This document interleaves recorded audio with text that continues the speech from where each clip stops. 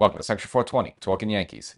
Well, my guest this episode is the biggest Yankee fan in Mineola. He is really, literally, Google it, the biggest Yankee fan in Mineola. George Papadimatos. He's an actor, producer, working on the pilot for a new sitcom that you should check out, but also he's a huge Yankee fan. So let's bring him on. Hey, George, welcome to the show. Hey, welcome, my friend. Thank you for having me. This is a blast. Yeah, so fellow Yankee fans, so people can follow you on Instagram at GPapa, Jimmy Jenny, as well as check out your website, GeorgePapadimatos.com. Just learn about all the cool stuff that you do. Again, you're a stand-up comedian, you're a producer, you're an actor. You had a speaking role in the HBO series The Deuce, as well Daredevil of the Marvel series. But most importantly, you're the biggest Yankee fan in Mineola. That's most important. Yes, sir. That is a fact. That's right. I was on a Yankee commercial for 2 years with that. And I also won the biggest Yankee fan contest with, I got to hang out with Johnny Damon and Pete Davidson in 2016. It was fantastic. Really nice guys. So what was how was that contest run? Like, what was it about? You know, they just had a bunch of people write in about why they're a Yankee fan, how big they are, whatever. And came down to me and four other people. It was five of us that actually made it. They picked five out of like a whole bunch. And I told them I was the biggest Yankee fan in Mineola. And I said all this stuff and my WFAN, Mike calling Mike and the dog and Joe and Evan and everybody and Schmooze and all those guys for many years. And I got in there. So, that got me that. And that led to the Yankee commercial I did a couple of years later in 2019 and 2020, which was pretty cool. So go ahead. Yeah, and people can literally Google in the biggest Yankee fan in Mineola, and you come. So how did you get that to earn that title? That's actually really funny because that was like kind of I'm not the biggest tech guy, but when I do my Instagram, I always hashtag at the end of all my hashtags, I hashtag biggest Yankee fan in Mineola.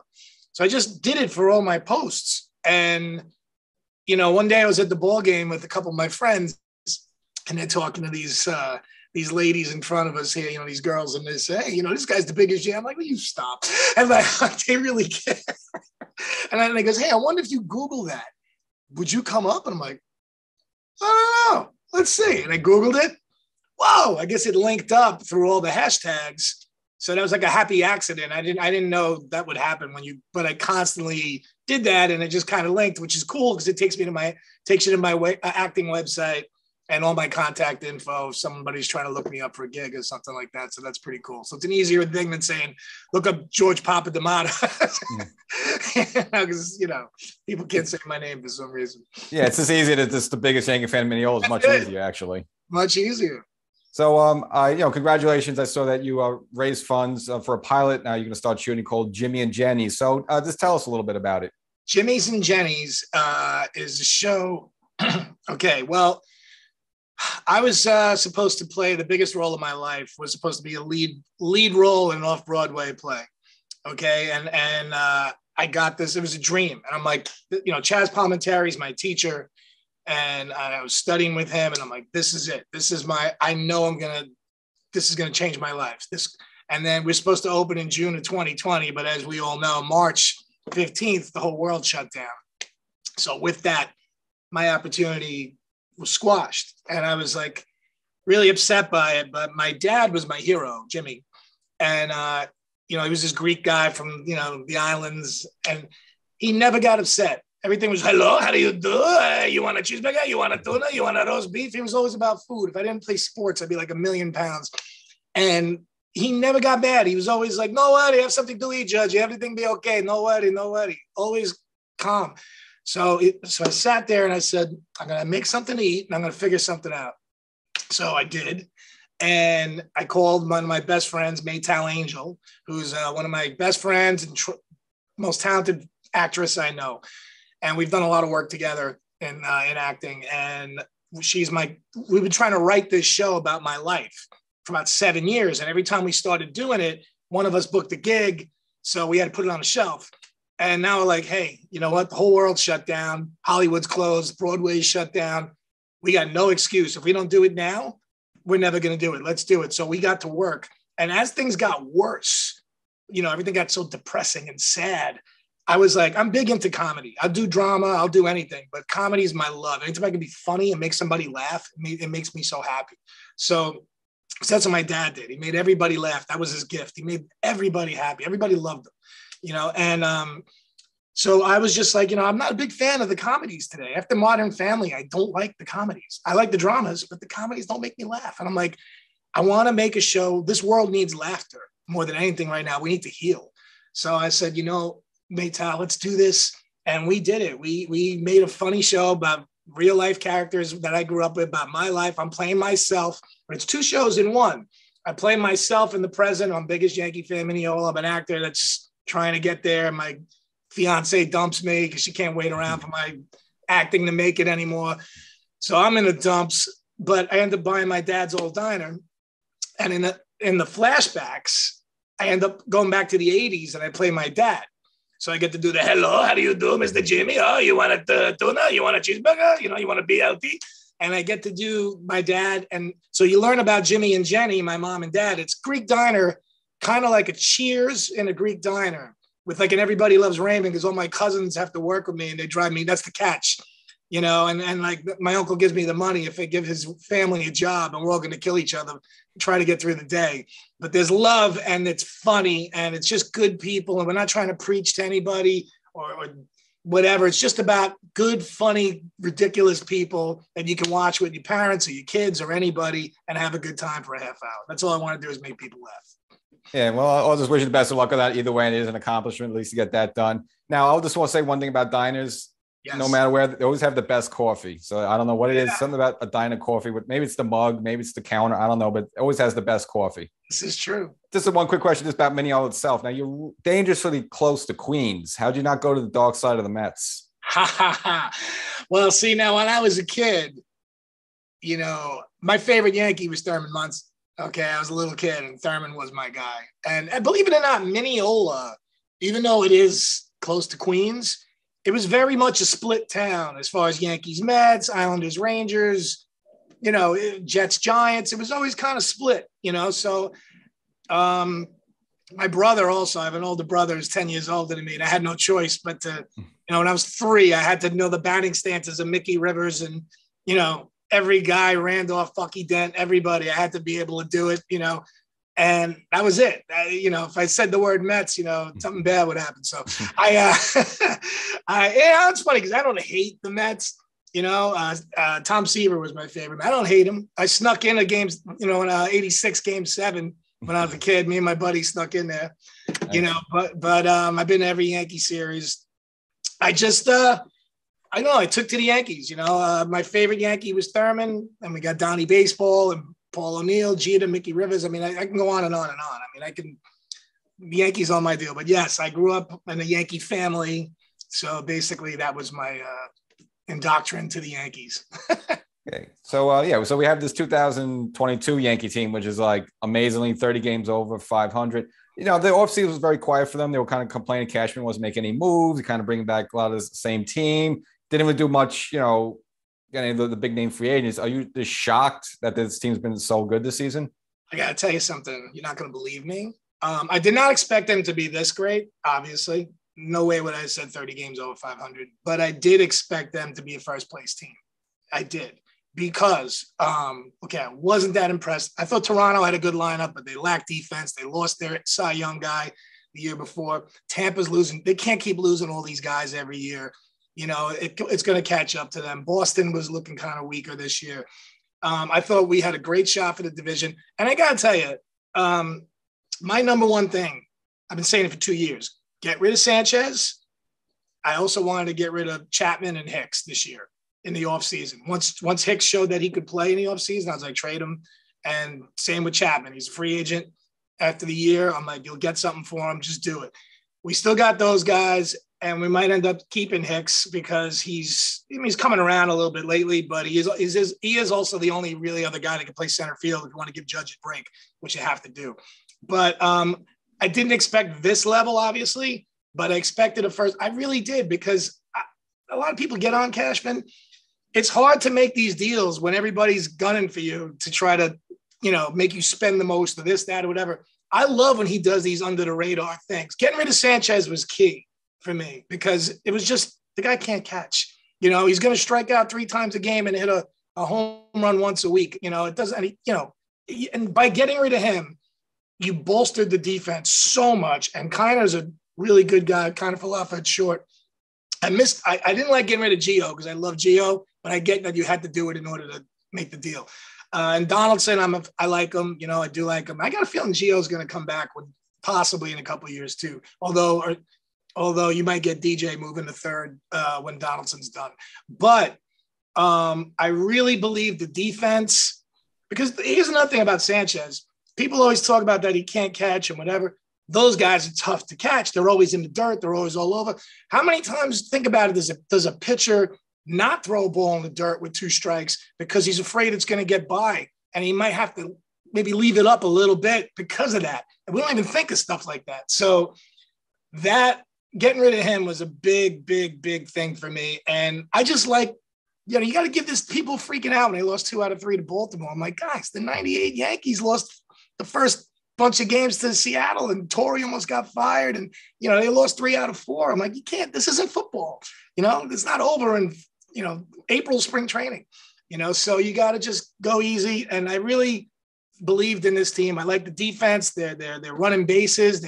They're just playing baseball. You got guys making contact like Kiner Falefa, Trevino. They're not trying to hit home runs. I don't need 9 guys that hit 20 homers. You need guys. I don't care if Kiner Falefa doesn't hit 1 home run. He's making the plays. He's getting hits. He uses the whole field. He gets clutch hits. That's what we need. Not this strikeout, walk, a home run, or nothing thing. So we got to get away from that. Keep things moving. So I'm really. I predicted a first place team. You can tell people. My friends will vouch for me. I also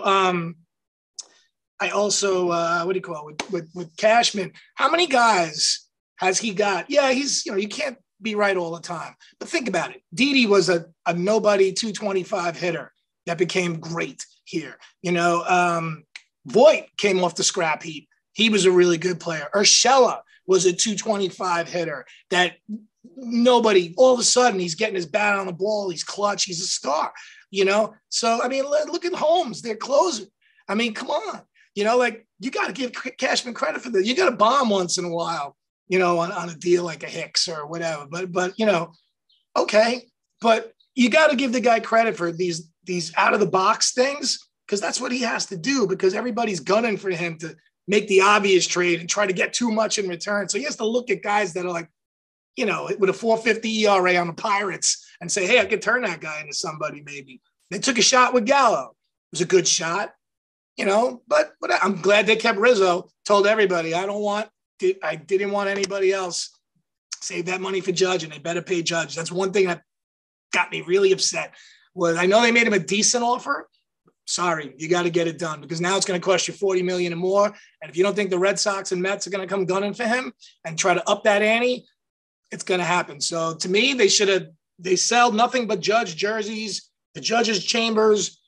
He's one of those marketable guys in the whole sport, and he's a class act. So pay him. I don't care if he's 30 and he's been hurt a couple of times. You took a chance with Stanton, right? Pay Judge. I don't care if they pay anybody else. Pay Judge, and you live or die with him. That's how it goes, and there's nothing to be ashamed of that. I would have done it with anybody. Donnie Baseball, Jeter, any of these guys. If you get a guy like that once in a while, you got to say, hey, this guy's got what it takes. He's our team. He's their leader. He's got to do it. So I'm happy with this team. I love it. Love the small ball. Love the stealing bases. Love the defense. Love it all. And Judge is, again, he's picking the right time to have an MVP type season. And he couldn't have planned it any better. I can't say enough about Aaron Judge. I met so many Yankees, and I haven't gotten to meet Judge yet. And I hope I get to do that one day. He's my favorite Yankee. And just the way he does his stuff. Like you saw when those fans were throwing beers at the Cleveland players and early in the year, he's the first guy out there. Hey, no, who's going to do that? Stanton and a couple of guys, Rizzo, they came after him too. But man, like he's where are you going to get a guy like that? It looks easier than it is. And most guys don't do that. They would have sat in the dugout, and he went out there. This is my team. This is my field. We don't do this here. He likes the fans. Hey, guy, he has a catch with a kid in between innings, and warms up. This is the priceless stuff about this guy that goes beyond hitting 40 homers and doing all this stuff. You know, like when you get all that with it, and there's just a class act from a great family, dude, you got to do it. You just got to get this guy done, pay him what he wants. Should have done it last year, but you know, he's the best. He's my favorite. And one thing we saw from the season, though, and I'm not really the biggest fan of it, is Boone's been playing a lot of him in center field. Now, I think a lot of that's out of necessity because Hicks got off to a terrible start, so he just needed production. But I don't know. I just think in the long term, they might burn him out a little bit just because that's a lot of field to cover for a big guy. I agree. Like he can do it. I mean, he's a great center fielder. He really is. I mean, he used to be a tight end in football in college, and I think that's why that helps him, his ability to track things down, you know. But I agree. You don't want to see him out there every day, ideally, and I think that's why I was thinking they were going to try to deal Hicks. But I'm like, you know what? Now that he's contributing a little bit, like I said earlier, I think they're going to keep Hicks just to give him some rest in center field, at least for this year, you know, and then maybe go get a regular center fielder next year or something, because he can do it. I mean, he could be like a Mickey Mantle guy, but he is 6'7", 282. So, like, you know, you don't want to do it for a year. I think you can do it right now. They're vested in it. Just give him a break every now and then. But I agree with you in the long term. Maybe this year, okay, but I like to slide him back in the right at least by next year, you know, and then get a regular center fielder or something like that. No doubt. A speed guy would be preferable. I can't stand when he bats leadoff. I can't stand it. All these sabermetric analytic guys with he gets up the most at bats. I can't. He'd have like 65 RBIs right now if he batted third. Second, I can live with, but when he bats leadoff against Detroit, like, how many more at bats do you have to get this guy against the Tigers? You know, like, what good does it do when he hits that solo home run? It's nice. It's never, you know, but gosh, you know, like I would bat him third, but second I can live with. But first, no more. Just stop with get a real leadoff hitter, get a guy that can run and get on base. You know, maybe put LeMahieu in the 2-hole and then have Judge in the 3 and then work it down from there. You know, Rizzo and all these other guys stand to be great. But I just when he bats leadoff, it makes me bananas. Like, it really does. Yeah, I was like, again, the offseason, that's the only thing I kind of felt was missing, like not getting that speed. So, like, I like back in the day when we had, like, you know, Tim Raines, Jeter, Bernie, like a traditional leadoff hitter, a traditional second place, and a traditional third place hitter. But but I guess that person wasn't out there, so they had to put up that. So, kind of leads to my next question. You kind of mentioned a little before. I mean, you think they're going to, you know, Gallo and Hicks have improved a little bit this month? Do you think they're just going to ride them out the rest of the season, or do you see them trying to unload one of them just to bring in another center fielder or a left fielder?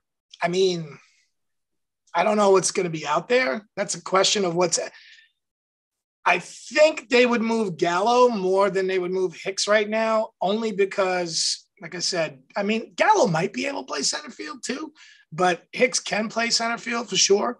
So I think just for that reason, and he's been there and he knows there's a comfort level there with the guys. So I think they could deal them both. It was nice to see Hicks with some emotion. You know, he's getting into this. This whole team is like really everybody wants to do something. You saw Torres, he's stealing bases. Like, you know, 2 years ago, last year, he was just walking around like this, you know, like, you know, it was hard. I was ready to get rid of him too. I was like, if he's not good by the All-Star break, I love you, Glaber, but goodbye. But they benched him early this year, pinch hit, won a game, and all of a sudden, because he got benched, and it's like, wow, they got LeMahieu who can play, Donaldson can play, we got Marwin Gonzalez these guys can all take my job. I got to step it up. That's what I was hoping Hicks was going to do, and he got a really bad start. But they could deal them both. But I think you know, Gallo's gone by the end of the year. You know, anyway, his contract is up. They'll probably try to trade him. I think they might keep Hicks just again for that possible defensive. You know, you can slip him in those plays, and he's a switch hitter. You know that could keep him unless they get blown away by a deal, which I don't think is going to happen. But we'll see. They get hot and see what happens. And I just wanted to actually get into the closer situation. You mentioned Chapman you would like to see gone, but obviously he's going to come back at some point now. When he comes back, should he be the closer or should they stick with the hot Holmes? I'm sticking with Holmes. I mean, come on. He passed Mariano's scoreless streak. look, I don't dislike Chapman, and maybe his, I mean, he's all, you usually know by like the third pitch if Chapman's got it or not. You know, he's either lights out or it's like, oh, geez. And you got to like just, you know, do a dance in your seat or something. And maybe his inconsistency more this year had something to do with his injury. We'll find out. I mean, his fastball was down a tick. So, like, you know, it doesn't really help when he's throwing 98, but, you know, he needs to be throwing at least 101, you know, so, or over 100 anyway. So maybe he'll come back better, but you got to go with Holmes and just find a place for Chapman here and there, make it at the 8th inning and see how he does. And then, you know, once in a while, if the guy needs a break or whatever, you can have him close the game. Sure. You know, just like King closed the game a week or two ago, you know, they don't go 3 days in a row, these guys. So Holmes is my closer and Chapman can find his way. And if he wants to get dealt, he can get dealt, you know, I mean, why not? No problem. Yeah. Same thing. I think we'll just stick with Holmes, and again, unless Holmes flutters, he's kind of earned to keep the job at this point. Absolutely. Another question out for the Yankees, you know, the starting rotation has been phenomenal overall, but, you know, come playoff time, you have Taillon and Nestor technically haven't been in that spot. So let's say they're down in the series 2-1. I mean, do you trust them to take the mound there and, you know, maybe not buckle under the pressure? Absolutely. Absolutely. First of all, a guy like Nestor, who I loved from the get-go. To me, he was like an El Duque, who was one of my favorite pitchers, like a Louis Tiant type guy. And these guys have no fear. Guys like see, that's another thing where Cashman took a good shot was on Taillon, like you mentioned also. But Nestor is a guy who he's just a ball player. You know, he wasn't a top guy. He's a guy that doesn't throw that hard. I like guys that are pitchers that think, that go inside, outside, up, down, use the whole, not these, you get tired of these 100-mile-an-hour guys that just try to blow you away. And then if they don't have that fastball, they're done, you know? So, you know, Nestor is a guy, he's just always thinking. He's always trying to throw a guy off. He's got guys in the box that they're not, you know, they're not comfortable because they just don't know what the hell's going to come. And I love that. He just keep guys off balance. So guys like him had to fight for every single thing just to be the number 5 starter.